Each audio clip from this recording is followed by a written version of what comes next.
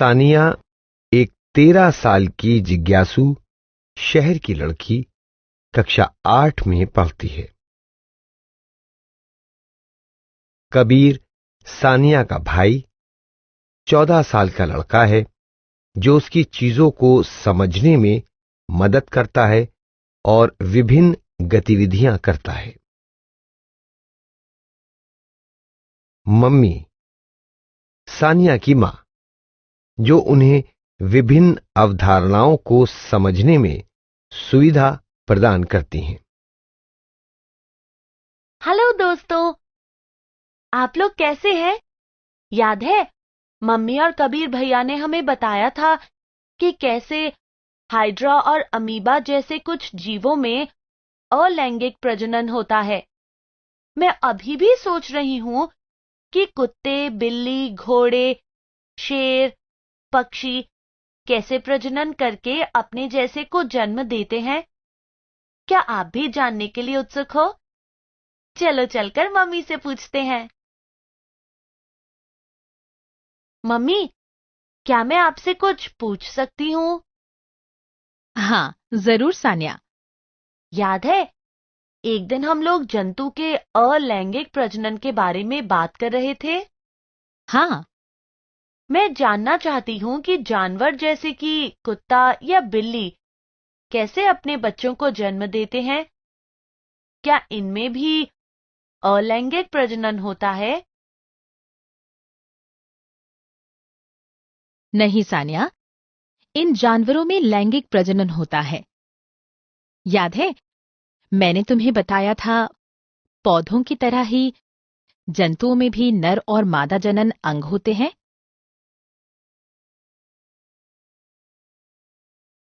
हाँ मम्मी।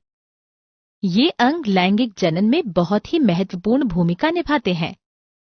पौधों में जिस तरह से अंग भाग लेते हैं। हाँ सानिया, मम्मी, ये अंग प्रजनन के लिए कैसे काम करते हैं? इससे पहले सानिया, क्या तुम जानती हो कि ये अंग क्या हैं?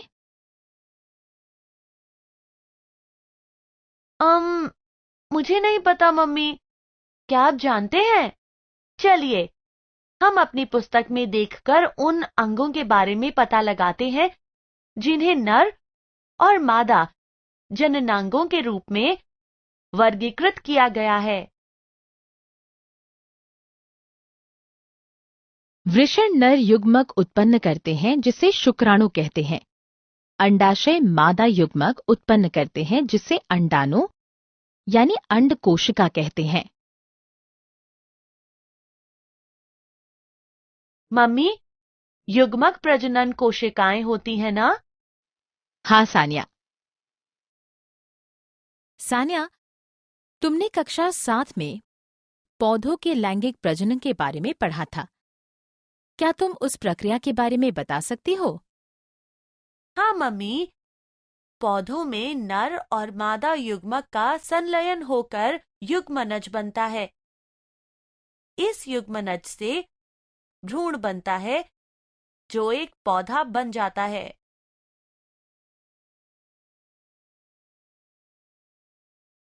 बहुत अच्छे सानिया, तुम्हें ये प्रक्रिया याद है। जंतुओं में भी निषेचन की यही प्रक्रिया होती है। मादा युग्मक या अंडाणु और नर युग्मक या शुक्राणु के साथ जुड़ जाते हैं जिससे युग्मनज बनता है। ये माता और पिता दोनों के कुछ लक्षण को प्राप्त करता है।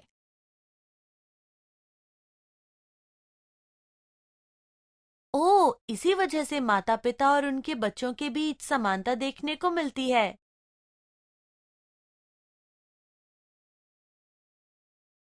बिल्कुल। दोस्तों, क्या अब आपको ये समझ में आया कि क्यों कुछ लोग ये कहते हैं कि आप अपने माता या पिता की तरह लगते हैं? या आपका कोई लक्षण आपके माता पिता की तरह ही है? चलो यहाँ एक गतिविधि करते हैं।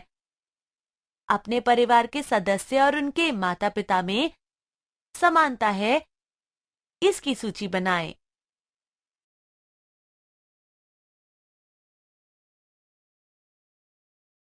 मम्मी, मुझे एक चीज अभी भी समझ में नहीं आई। आपने एक बार मुझे बताया था कि जंतुओं में नर और मादा प्रजनन अंग एक ही शरीर पर नहीं होते हैं, फिर निषेचन कैसे होता है? अच्छा सवाल पूछा सान्या। देखो, कुत्ते, बिल्ली, घोड़े, मनुष्य जैसे जंतुओं में शुक्राणु मादा शरीर में जाकर अंडाणु से संलयन करके मादा शरीर के अंदर ही युग्मनज बनाते हैं।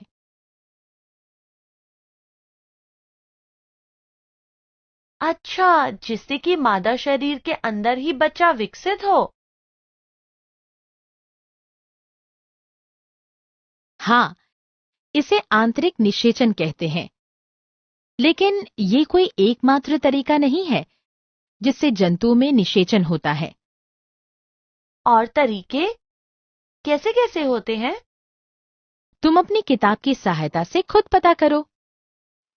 दोस्तों, अपनी किताब के पेज नंबर 103 पर आप इसके बारे में जान सकते हैं। सान्या, क्या तुम जानती हो, युग्मनज एक कोशिका है। ये एक जंतु की तरह बनने के लिए कई प्रक्रिया से गुजरती है। ओह, तो एक कोशिका से एक जीव बन जाता है।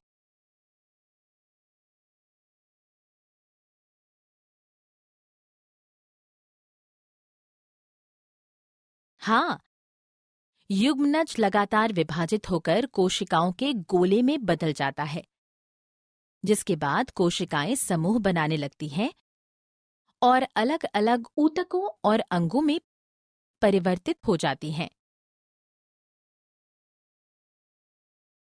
क्या हम भ्रूण को विकसित होते देख सकते हैं? नग्न आंखों से नहीं देख सकते हैं। आंतरिक निषेचन में युग्मनज मादा शरीर के अंदर बनता है। भ्रूण गर्भाशय दीवार से जुड़ जाता है और प्रक्रियाओं से होता हुआ शरीर अंग ऊतकों में बनता जाता है। जब सारे शरीर अंग पहचाने जा सकते हैं, भ्रूण को गर्भस्थ शिशु कहते हैं। भ्रूण को हम अल्ट्रासाउंड द्वारा देख सकते हैं। जब गर्भस्थ शिशु की प्रक्रियाएं पूरी हो जाती हैं, तब बच्चा पैदा होता है।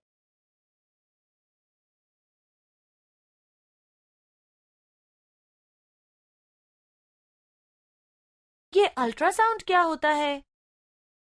चिकित्सकीय प्रक्रिया में अल्ट्रासाउंड यानी पराध्वनि द्वारा शरीर के अंदर की तस्वीरें लेते हैं। इससे भ्रूण के विकास की स्थिति का विश्लेषण करने में मदद मिलती है।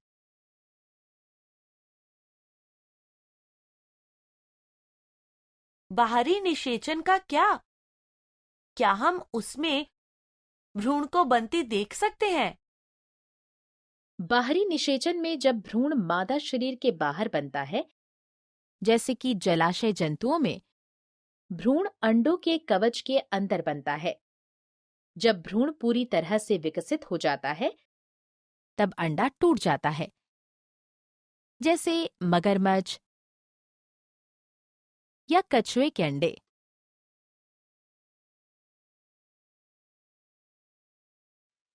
यह सचमुच हैरानी की बात है। हम सब एक कोशिका से बने हैं। आप भी हैरान है ना दोस्तों? सारांश। हमने जाना कि नर जनन अंगों में एक जोड़ा वृषण, दो शुक्राणु नलिका तथा एक शिशन होता है। मादा जननांगों में एक जोड़ी अंडाशय, अंडवाहिनी तथा गर्भाशय होता है।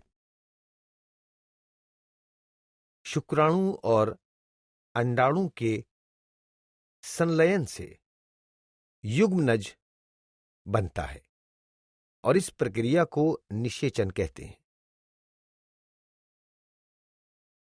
निषेचन आंतरिक या बाहरी हो सकता है। युग्मनज लगातार विभाजित होकर भ्रूण बनाता है जो बाद में गर्भ बन जाता है। एक बार जब भ्रूण पूरी तरह से विकसित हो जाता है तो बच्चा पैदा होता है।